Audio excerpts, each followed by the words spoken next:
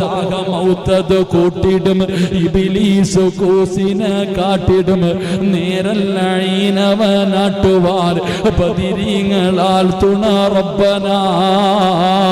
പടച്ചവനെ, ബദിരീങ്ങളുടെ പേര് പറഞ്ഞിട്ട് അല്ലാഹുവേ അവസാനം മരിക്കുന്ന സമയത്ത് അവന്റെ ചതിയില്ലെന്ന് രക്ഷപ്പെടുത്തണേ അല്ലോ എന്ന് ദുആ ചെയ്യുമല്ലോ എന്റെ പ്രിയപ്പെട്ട സഹോദരാ.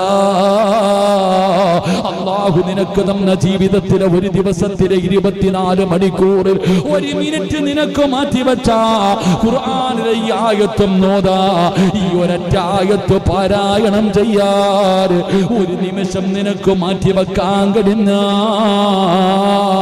നിന്റെ അവസാനം അല്ലാഹു നന്നാക്കുമുപ്പാ. ഈമാനുള്ള മരണമാ, ഈമാനുള്ള മരണമാ. ഇത് നിസാരമായി കാണല്ലേ.